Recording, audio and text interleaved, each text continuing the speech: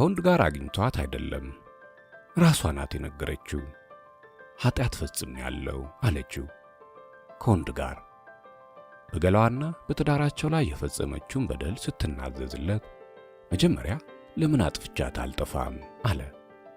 ቀጥሎ ደግሞ ለምን በሴት ሰበብ ራሴን አጥፍቼ እናቴን ያለመከታ ከማስቀራት በፈታት አይሻልም አለ። ይህ ከመሆኑ በፊት ግን ጠየቃት።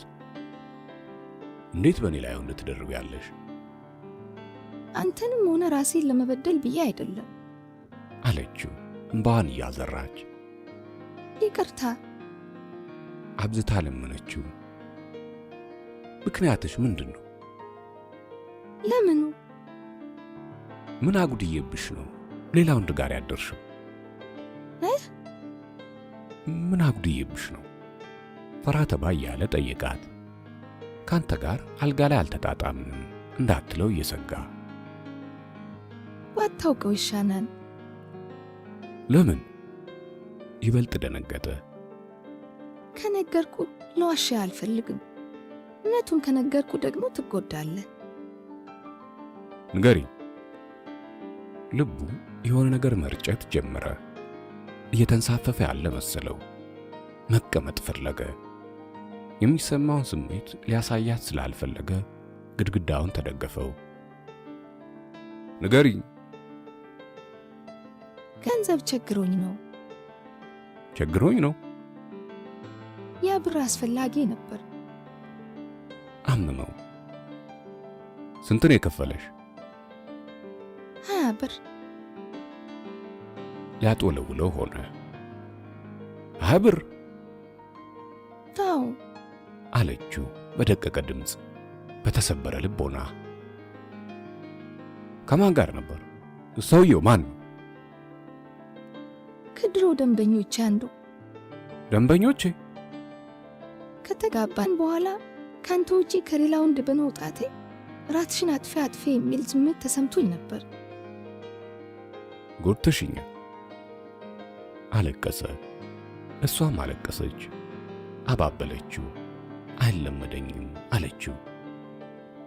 የት ተገናኝታችሁ ነው? አረፍተ ነገሮቹን የመጨረስ አቅም አጥቷል። በእናትህ አትጠይቀኝ። ንገሪ። ምን ይጠቅምሃል? ንገሪኝ። ይቅርታ ጠየቅኩ አይደል? አይለመደኝም አልኩ አይደል? ለምን እርስ በርሳችን እንጎዳዳለን? ማወቅ እፈልጋለሁ። ከነገርኩ እውነቱን የምነግርህ። እውነትን ማወቅ ደግሞ ይጎዳል። የት አገኘሽ? ድምፁን አጠነከረባት። እኔ ነኝ ያገኘሁት። የት? ይንዘረዘር ያዘ። ጥርሶቹ መንቀጫቀጭ፣ ከንፈሮቹ መንቀጥቀጥ ጀመሩ። መይቱ ሄጄ ጭንቅላቱን ከግድግዳው ጋር አጋጨው።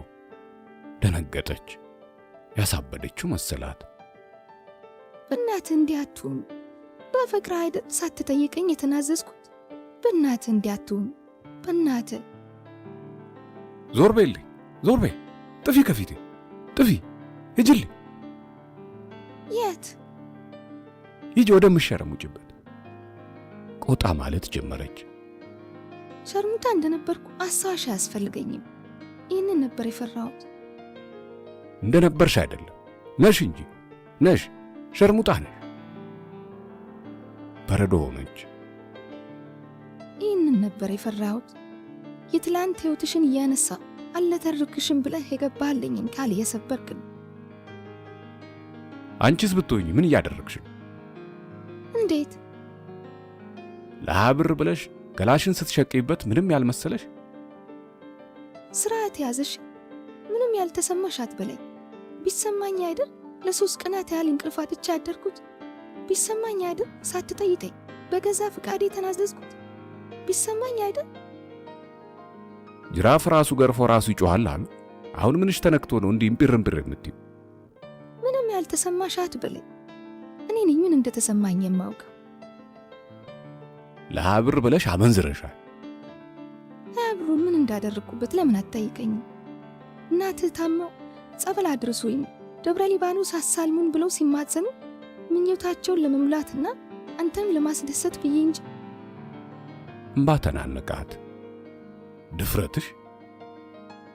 እናንተን ለማስደሰት ብዬ ነው ጅልነቴን ያዋረደኝ። እሳቸውን ደብረ ሊባኖስ ለማድረስ በባለጌ ሳያንስ በሠራሁት ሥራ ተጸጽቼ ስህተቴን ላንተ መናዘዜ። ሸርሙጣ ነሽ ነኝ። የድፍረትሽ ብዛት ጣትሽን ወደ እናቴ መቀሰርሽ። እንኳን ምን ታመጣለህ? ሸርሙጣ ነኝ። በሀብር ገላይር የምሸጥ ሰው ነኝ። ለምሠራው ስህተት እናትን ተጠያቂ የማደርግ ነኝ። ሁሉንም ነኝ። እስካሁን ያልከው፣ አሁንም የምትለው፣ ወደፊትም ልትለኝ የምትችለውን ሁሉ ነኝ አለችው ጥርሷን ነክሳ። ፊት ለፊት ተፋጠጡ። ጸጥ። ከማይዋጣኝ የእውነት ጋር ለመፋጠጥ መሞክረኝ የኔ ስህተት አለችው። ሸርሙጣ! ነኝ። ከማታሸንፈው እምባዋ ጋር መታገል ጀመረች። ሁለተኛ የእናቴን ስም አትጥሪ። የኃጢአትሽ ተባባሪ አድርገሽ አትክሰሻት። መች ከሰስኳቸው? መች ወቀስኳቸው? ወጣ ተመልሶ ገባ። ወጣ ተመልሶ ገባ። ኮቱን ለብሶ ወጣ። አልተመለሰም። ይህ ሁሉ ሲሆን እሷ ቆማ ነበር። የሆነው ነገር ሁሉ ረበሻት። የካበችው ሲናድ ታወቃት። ስቅስቅ ብላ አለቀሰች። 2 ዓመት። በ2 ዓመት የትዳር ቆይታ ውስጥ ክፉ ተመላልሶ አያውቁም ነበር። ከ3 ቀናት በፊት አንድ ስህተት ተፈጸመ። አለመናገር ከበዳት። ነገረችው። ከ2-3 አረፍተ ነገሮች በኋላ አሁን የሆነው ነገር ሆነ። ተሳስቻለሁ አለች። ዝሙት ባልፈጽም ጥሩ ነበር። በዚያ ሰዓት ግን ልክ ነበርኩ። የሠራሁትን መንገሬ ነው ትልቁ የኔ ስህተት። እናቱ ከትዳር ውጭ ነው የወለዱት። በደርግ ጊዜ የነበረ አንድ ባለስልጣን ባልሽን ከምገድለው በምስጢር ከምትተኝልኝ አላት። ባሏን ትወደዋለች። ገላዋ የሱ ነው። ይሄ ባለስልጣን የመግደልም የማስገደልም መብት በእጁ አለ። ባሏ እንዲሞት አትፈልግም። በምስጢር ተኛችለት። አረገዘች። የተረገዘው ልጅ አባቱን መሰለ። ባል አጥብቆ ጠየቃት። በንስሐ አባታቸው በኩል እውነቱን ተናዘዘች። ካልገደልኳት ብሎ ፎከረ። ከነ ልጇ ከቤቷ እንድትባረር ተፈረደባት። ስደተኞቹ እናትና ልጅ ኑሯቸውን አሸንፈው መኖር ከጀመሩ ከ30 ዓመታት በኋላ ልጅ አንድ ድካም ወደ ተጫጫናት ቡና ቤት ገብቶ አንዲት ሴት አየ። በዕለቱ ሀብታም ሆኖ ነበር። 30 ብር ለአንድ የጉልበት ሠራተኛ 30 ብር ብዙ ነው። 1-2 ቢራ ጋበዛት። እንዴት እንደጀመረው ሳያውቅ ስለ እናቱ ሲተርክላት ራሱን አገኘ። አዘነችላቸው፣ ለእናቱም ለሱ። እናቴ እውነቱን ተናግሬ በመሸበት አድራለሁ ብላ ይኸው ማደሪያ አጥታ ስትንከራተት 30 ዓመት ሞላት አላት። ሳታስበው ከተቀመጠችበት ተነስታ እቅፍ አድርጋ ሳመችው። በጠጪዎች መሃል አይዞህ እሺ አለችው። እሺ ተከዘች። ሲገረምባት ቆየና እኔ ከተሰማኝ በላይ ያዝነሻል፣ ልብሽ ተነክቶ ነው አላት።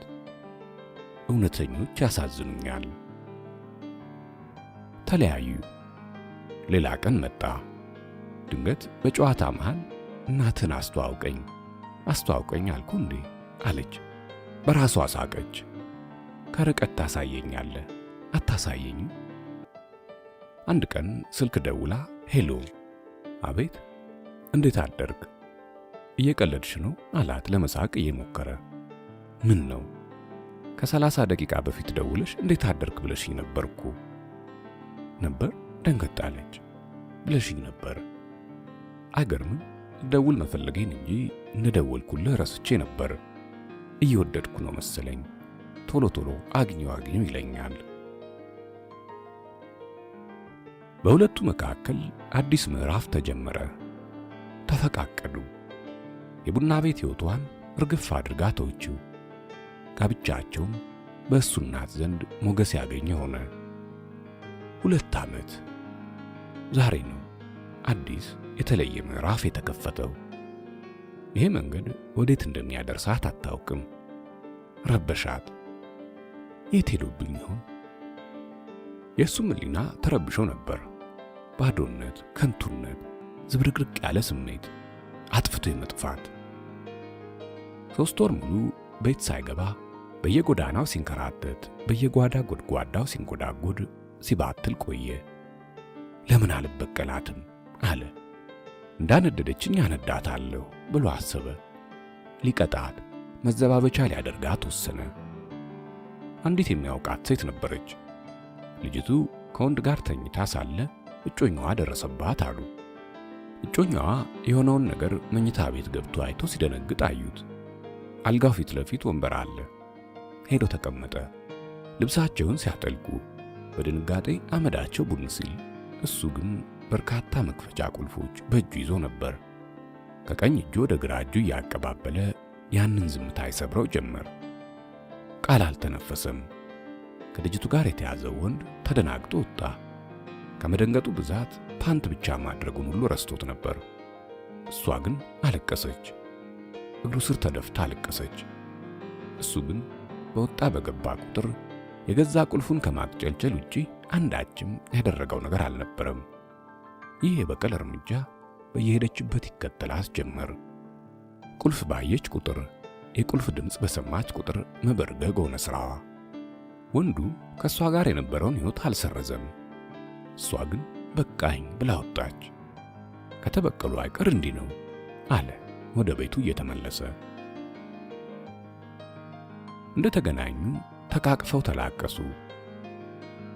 ይቅርታ ሆዴ፣ ጎንዳሁህ አይደል? እኔንም ሆነ ራስሽን ለመበደል ብለሽ አይደለም ያደረግሽው። ጎድቼሃለሁ። ታማሚ እናቴን ደብረ ሊባኖስ መውሰድ መቻልሽን ብቻ ነበር ያሰብሽው። ሁለተኛ አልሞክረው። መሸ። ተቃቅፈው ተሳስመው ሊተኙ ሲሉ ብድግ አለችና አንዲት ወረቀት ይዛ መጣች። ሰጠችው። ምንድን ነው? ተመረመር። መቼ? የተጣላኸኝ ቀን።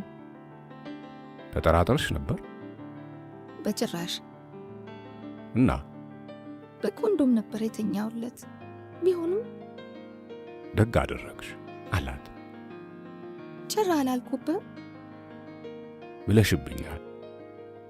ምን አዲስ ነገር አየህብኝ? ተጸጽተሻል።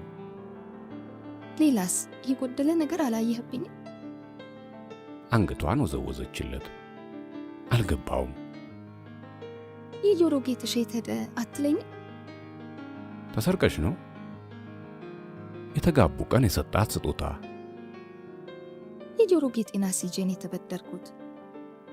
ማዋያተሽ ነው? ለምን? ልመረመርበት ብዬ እንጂ ውዴ የለ በሕይወት እንድትቆይልኝ ይፈልጋለሁ። ቴንክ ዩ። ደስ የሚል ማታ ሆነላት። ነጋ። ጠዋት እንቅልፍ ጥሏት ነበር። ቀሰቀሳት። እጁን ወደ ኪሱ ሰዶ 20 ብር አውጥቶ ሰጣት። ምንድን ነው? የቤት ወጪ አለችው ከትራሷ ቀና ብላ። የቤት ወጪ አይደለም። እና ከእንግዲህ በነፃ አልተኛሽም። ብድግ አለች። ምን? ለእስከ ዛሬ ይቅርታ፣ ከእንግዲህ በኋላ ግን በነፃ አልተኛሽም። አማተበችበት። ምን እያልከኝ ነው? ከእንግዲህ በተኛዎች ቁጥር 20 ብር ከፍልሻለሁ። ከፍልሻለሁ? ከምላሴ ጸጉር ይነቀል። ቃሌን አላጥፍም። ከፈለግሽ በእናቴ ስም ቃል እገባልሻለሁ። የእሷ ባልሆነ ድምፅ ሚስትህ እኮ ነኝ አለችው። ብትሆኝስ? ለቤት ወጪ የሚሆን ብር መስጠቴን እቀጥላለሁ። ይህ 20 ብር ግን ለቤት ጉዳይ እንዳታዩ፣ ልትኳኳይበትና ልትጋጋጭበት እንጂ ከሌላ ጋር እንዳይደባለቅ። ቀጭን ትእዛዝ ሰጣት። ለአንድ አዳር 20 ብር ሸርሙጣ ስለሆንኩ ነው አይደል? አለችው የመረረ ሳቅ ስቃ። አሁንም አይደለውም ብለሽ ነው የምታምኚው? ወጣ፣ ሥራ ሄደ። ማታ ተመለሰ። መረበሿ አድጓል። ተረጋግታ አልጠበቀችውም። ታማተኛች። ደስ አለው። ራሷን መቆጣጠር እስኪያቅታት ድረስ መልመድ አቃታት። ቀስ በቀስ ግን ኑሯቸው እንደነበረ ቀጠለ። እንደ ድሮ መሳሳቅ፣ እንደ ድሮ መቀላለድ፣ ሁሉም ነገር እንደነበረ ሆነ። የነበረ አዲስ ነገር ቢኖር በሳምንት 2 ወይ 3 ጊዜ ይተኛታል። በተኛት ቁጥር ይከፍላታል። ኑሯቸው ግን እንደነበረ ነው። ወጪዎቹ ከመብዛታቸው የተነሳ የገቢ ማግኛ መንገዶችን በማብዛት የእንቅልፍ ሰዓቱን ያሳንስ ጀመር። በእሷ ላይ ግን ለውጥ ፈልጎ ነበር። የሚሰጣት ገንዘብ አንጎል ሲያደርጋት፣ ሲያሳብዳት፣ ከሰውነት ተራ ሲያስወጣትና ሲያስቀዣብራት ይህን ነበር ለማየት የናፈቀው። እሷ ላይ ግን ለውጥ አልነበረም። ይህ ስጋ ከየት መጥቶ ነው? አንድ ቀን ከጎመን ጋር የተቀቀለ ስጋ ለራት ሲቀርብለት ገዝቼ ነዋ። ድሮስ ከየት ላመጣ ነው? በጥያቄው ግራ የተጋባች መሰለች። ገንዘብ ከየት አመጣሽ? አንተ የምትሰጠኝ የቤት ወጪ የት ሄዶ? ዝም። የዚያን ከዚህ የቀላቀልሽ አይደለም አይደል? አታድርጊ ብለህ አዘኸኝ የለ? እናቴ ትሙት በይኝ እስኪ። እኔ ዋሻለሁ? በዋሽስ አንተን ዋሻለሁ? አዲስ ነገር አላየሁብሽም። ቅባት ወይም ጌጣጌጥ ወይም አዲስ ልብስ በቅርቡ አልገዛሽም። ለምንድን ነው እንዴ? አሁን መግዛት፣ መዋብ፣ መሽከርከርና ወንዶችን በሚያማልል አለባበስ መሽሞንሞን ያላማረኝ እንደሆነስ? መቼ ነው እንደዚህ የሚያሰኝሽ? ሲደርስ ታያዋን ነው። በልቡ ሸርሙጣ ብሎ ሰደባት። ድመት መንኩሳ አመሏን አትረሳ። ሁሉም ነገር እንደነበር ቀጥሏል። ባልም ለአንድ አዳር በተኛት ቁጥር 20 ብር መክፈሉን፣ ሚስትም ቆጥራ መቀበሏን። በሰጣት ቁጥር ይበሳጫል። ምን አይነት ድንጋይ ብትሆን ነው ድርጊት የማያሳብዳት? ጸጸት የሚሉት ነገር አልፈጠረባትም ወይስ? ግራ ይገባዋል። ቀኑ ሙሉ ሲያስበው ይውላል። 2 ወር ሆነው። አንድ ቀን እንደተለመደው ተኝቷት ሲነሳ 20 ብር ሰጣት። አንዷ ብር ቆራጣ ነች። ለብዙ ጊዜያት ኪስ ውስጥ ስትንከራተት ቆይታለች። የሚቀበላት አጣ። ቀሪውን ሌላ ቀን እከፍልሻለሁ ማለት ድህነቱን በይፋ ማወጅ መሰለው። ስለዚህ ቆራጣውን ብር ልብ ብሎ ያላየ መስሎ ሰጣት። ሁልጊዜ እንደምታደርገው ተቀብላ ሁለቱን የ10 ብር ኖቶች ወደ ተኛችበት ፍራሽ ስር። ይህ በሆነ በሁለተኛው ቀን ደብረ ሊባኖስ ሄደ እናቱን ለማየት። ባለቤትህስ? አሉት በስስትና በናፍቆት። ደህና ናት። እንዲያው ስወዳት። እንዴት ነሽ አንቺ? ማርያም ጥላዋን ብታጠላብኝ አይደል በሷ በኩል ጠባቂ ጧሪ ላከችልኝ። ለእናትህ እንዲህ የምትጨነቅላት ለአንተስ እንዴት ትሆንልህ ይሆን? በሚስቱ ዙሪያ የውይይት መድረክ መከፈቱን አልፈለገውም። እንዴት ነሽ አንቺ? አንተ ኖርልኝ፣ ሚስትህ ትኖርልኝ እንጂ እኔማ ምን ሆናለሁ? አያምሽም አይደል? ምን ጎሎብኝ? ይህን 2 ወር ምን ጎሎብኝ? ሚስትህ አይደለች እንዴ ለእናቴ ላኪልኝ ብለህ በሳምንት 2 ቀን 20 ብር ስትሰጣት እሷ ደግሞ በሹፌሮች በኩል የምትልክልኝ? ሰሞኑን ከላክልኝ አንዱ 10 ብር ግን ቁጥሩ ተቆርጧል እያሉ ማን ይቀበለኝ? ባንክ ቤት ይለውጣሉ አሉ። ታስለውጥልኛለህ? መቀነታቸውን ፈተው ብሩን ሰጡት። ደነገጠ። ጨለመበት። ጭልም። ምን ሆንክ ልጄ? እጃቸውን ግንባሩ ላይ፣ አይናቸውን አይኑ ላይ እየተከሉ ምንም። አምዋል መሰለኝ። ፊትህ ተለዋወጠ። ተሰምቶኝ ነው አለ አንገቱን ሰብሮ። የሰጡትን ቆራጣ 10 ብር ጭርምትምት እያደረገ ቦጫጭቆም እየቀደደ ተሰምቶኝ ነው